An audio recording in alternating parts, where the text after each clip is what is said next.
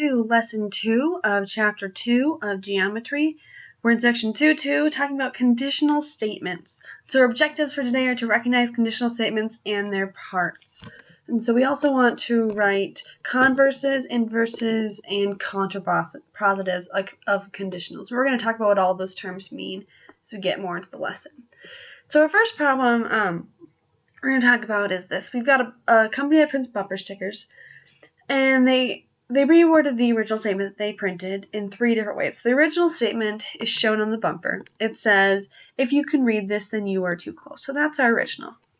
And then they came up with 3 other statements. If you are too close, then you can read this. If you cannot read this, then you are not too close. And if you are not too close, then you cannot read this. So what I'd like you to do now is pause the video and decide if the other bumper stickers are true or false.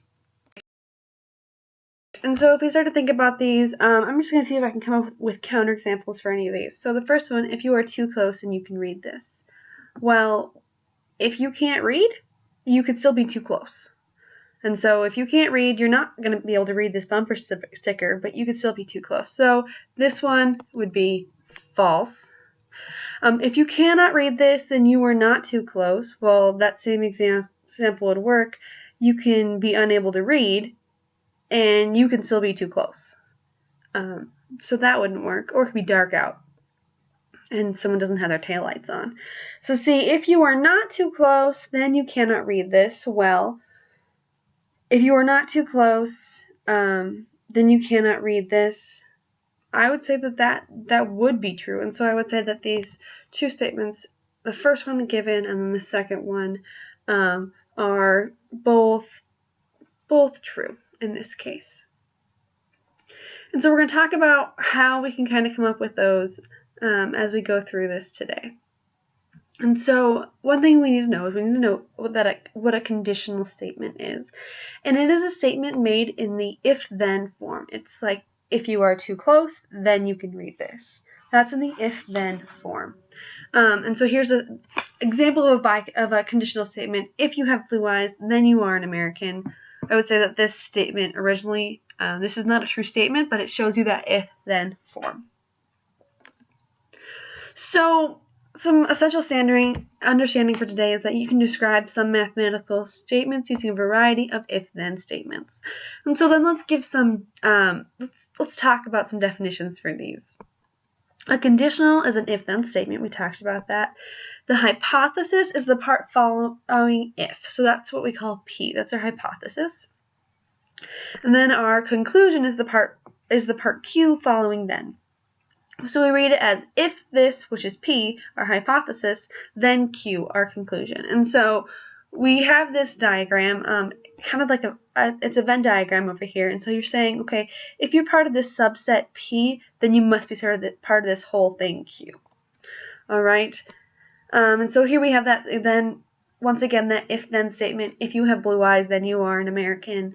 They're saying that out of this whole set of Americans, you have this little subset of people with blue eyes. And so if they have blue eyes, they must be part of the whole thing. Like we said before, that statement is not necessarily true, but it just kind of helps you visualize it. And so here we have an if-then statement. It says, if an animal is a robin, then the animal is a bird. So the hypothesis is that part following the if. That's our hypothesis, or we also call that P. That's if an animal is a robin. So that's an animal is a robin. If I can spell today.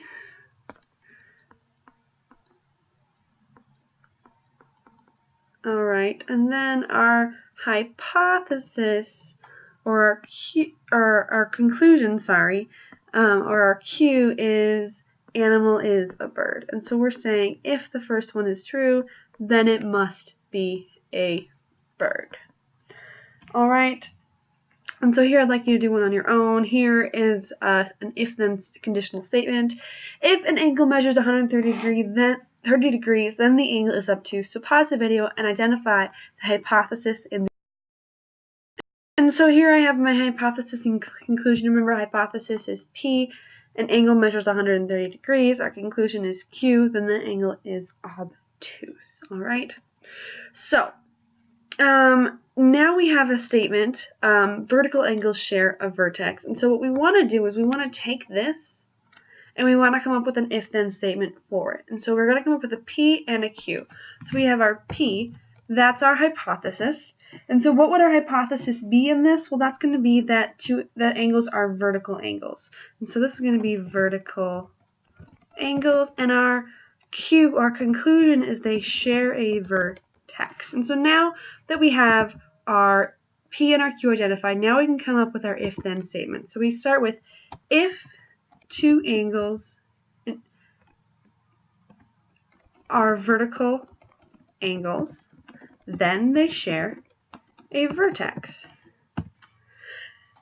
And then we know that this is true because that's just it's part of the definition of vertical angles. And so there we came up with our if-then statement by identifying those two pieces. So what you're going to do now is pause the video and come up with your own conditional statement for dolphins are mammals. So start by identifying and then write your statement.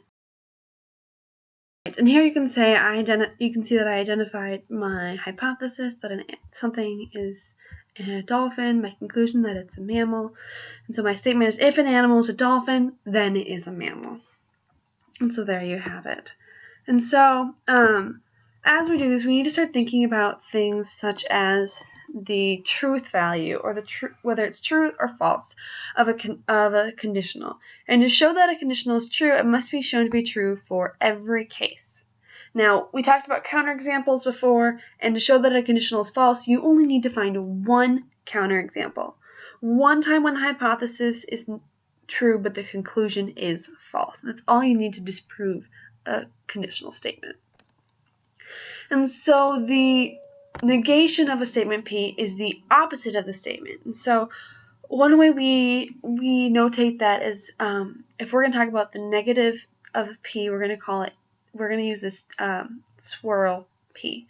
So if the sky is blue, our negation of that is the sky is not blue. All right. And so we will use this to write statements about conditionals. Every conditional has three related conditional statements.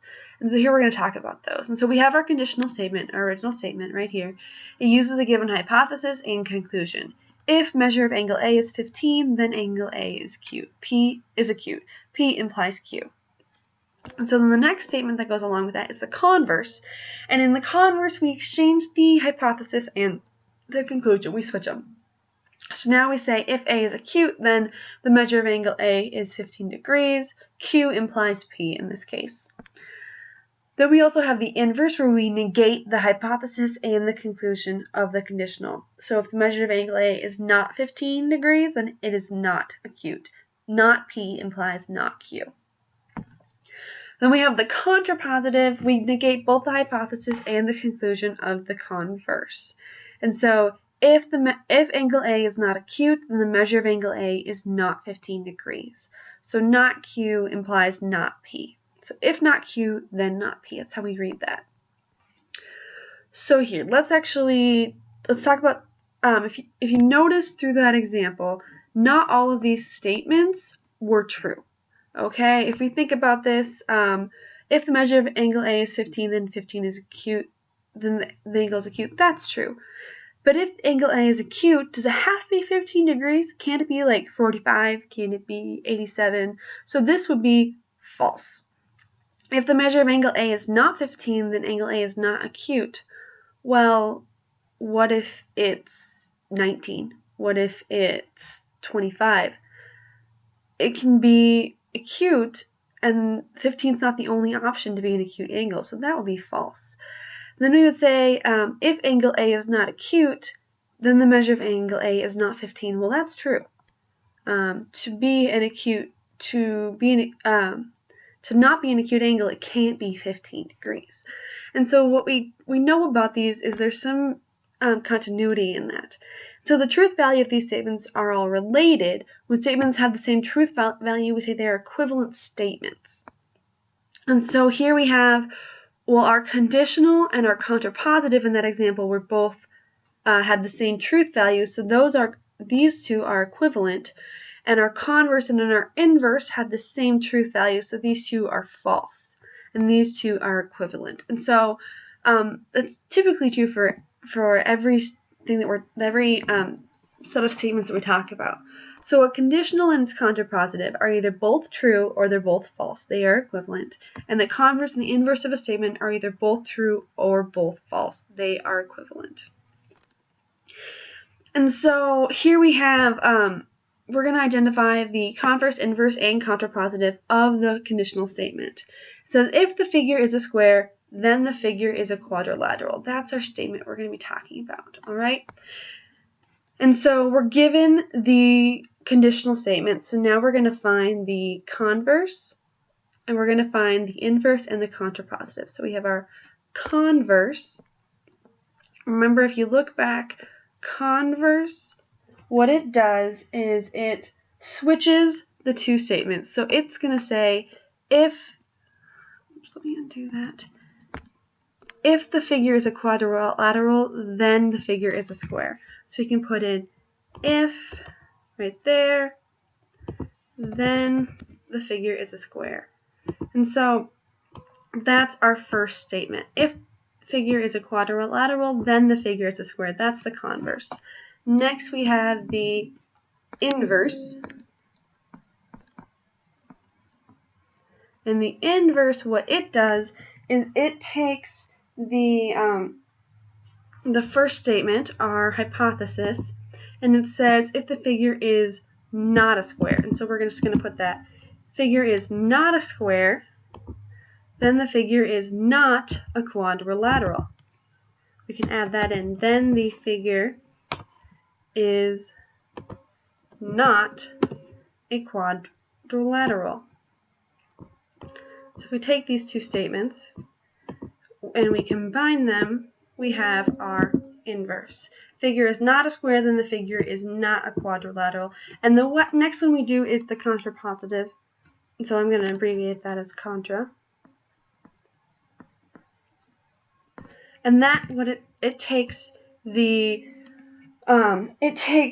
converse and it negates what the converse said. And so it's going to say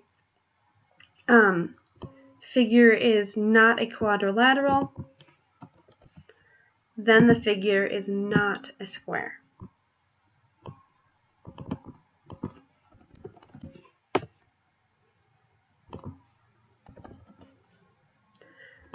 And so if we think about these, okay, let's decide their true-false values.